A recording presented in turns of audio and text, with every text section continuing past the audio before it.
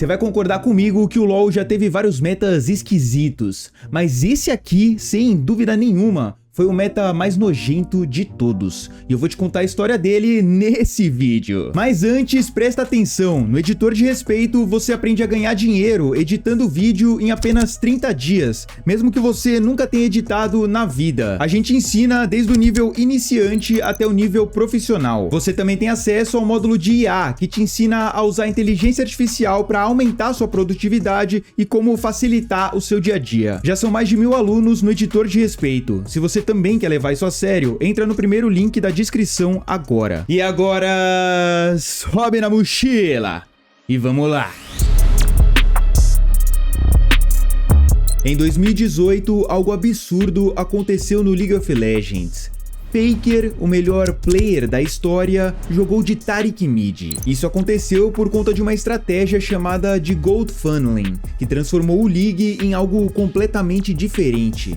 E para entender como ela surgiu e por que ela era tão quebrada, a gente precisa voltar um pouco no tempo. Antes de ficar popular no competitivo em 2018, o Gold Funneling já existia. A estratégia nasceu no antigo mapa de Twisted Treeline, quando ainda existia o modo 3v3 no League. O mapa era constituído por duas rotas pequenas e uma selva compacta no meio. Por conta da proximidade entre as lanes e a jungle, quem ficasse no top podia fazer a selva e ainda farmava os minions da rota. Dessa forma, era possível acumular muito recurso em um personagem só, abrindo uma grande vantagem de ouro e experiência. A estratégia só chegou em Summoner's Rift em 2017, quando players que faziam Elo Job dos servidores chinês e coreano começaram a usar o Gold Funneling para upar contas rapidamente. Eles jogavam em dupla, geralmente o jungler pegava um campeão que escalava bem e o outro jogava com suporte de peel. O objetivo era acumular o máximo de ouro possível no jungler, já que ter um único campeão com 10 mil de ouro é muito mais valioso do que ter dois campeões com 5 mil de ouro cada. Quando ele ficasse forte o suficiente, era só bater com a cara no teclado e matar todo mundo. Sites como o PGG mostravam contas que usavam essa estratégia com até 95% de taxa de vitória, uma verdadeira máquina de fazer dinheiro. Ainda assim, a tática não era tão utilizada. Foi só no patch 8.10 que tudo mudou. Nessa atualização, a Riot queria tornar a selva mais interativa e criar disputas entre os caçadores. A solução que encontraram foi diminuir a experiência dos campos da selva e aumentar a experiência recebida do aronguejo. Com essa mudança, garantir o aronguejo se tornou muito mais importante. Então, se o mid laner fosse um suporte, ele podia ajudar o caçador a limpar a wave rapidamente e depois acompanhá-lo no rio. Uma das combinações mais utilizadas era de Mastery e Taric. O E do Taric dispara um atordoamento a partir do aliado vinculado. Quando o Mastery usa o Q, o Alpha Strike, ele fica inalvejável e reaparece do lado do inimigo. Se o Taric e o Mastery tiverem uma boa sincronia, o stun sai de um Mastery invisível no exato momento em que ele aparece. Não tinha como desviar. Além disso, a ult do Taric concede invulnerabilidade por 2,5 segundos.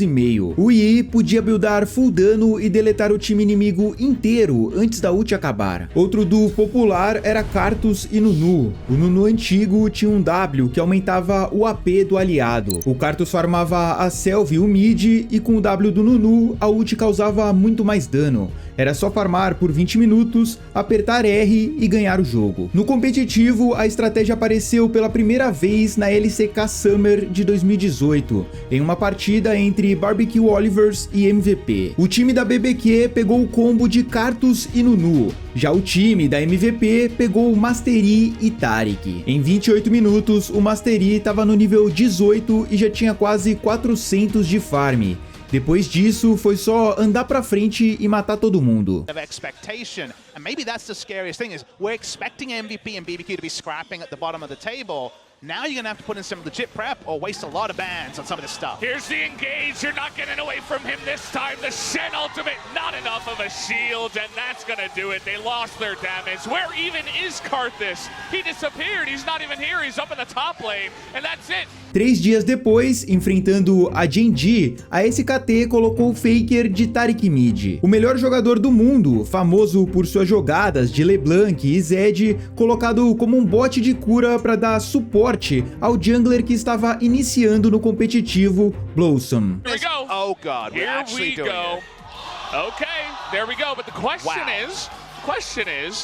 is Blossom gonna play Yi and is Faker gonna play Taric? You know who is a much more famous Yi than Blossom? Who's that? Faker. Faker looks pissed off. In game 1, I said this will never happen because Faker wouldn't play the Taric. And it seems like Faker's gonna be playing the Taric. Really?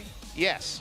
He's gonna play Taric in a professional game. Okay, there it is. No swaps. We're after 20 seconds and Faker with heal on Taric in the mid lane. Taric versus Braum. A partir daí, todo mundo começou a usar. Na Europa, em uma partida entre G2 e Splyce, Perkz quebrou o recorde de farm da história da LCS EU aos 20 minutos. No Brasil, tivemos BRTT jogando de Xayah mid e quase pegando um pentakill. Vai lutar o Flamengo, conseguindo a autorização, tem um jogador a mais da CNB e agora pode complicar, vai chegando, vai portar também agora, todo mundo junto, tem double kill na jogada, o RTT consegue o dele, o Takartos que vai chegando pra tentar o abate, acaba não conseguindo, agora sim, é mais um do RTT, ele ainda continua na linha de frente, double kill, triple, quadra kill, e tá vindo mais um, Hakim consegue o flash e vai pra longe, o Flamengo consegue rechaçar a CNB!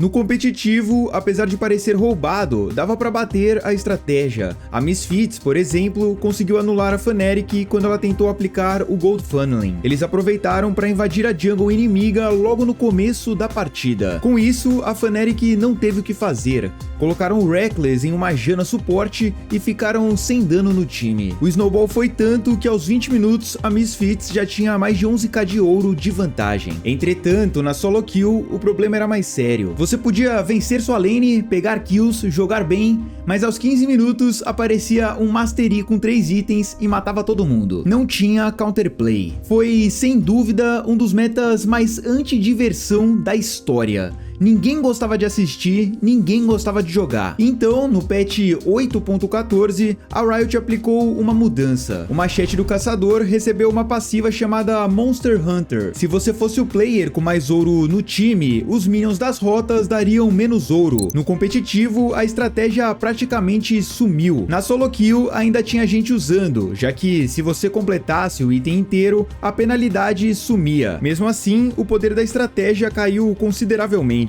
E no patch 10.8, a penalidade de ouro passou a durar até os 20 minutos, enterrando qualquer chance dela voltar. Até hoje, a Riot toma cuidado para que o Gold Funneling não volte. Ele ficou marcado como um meta que ninguém quer ver de novo, nem jogadores, nem pro players, nem a própria Riot.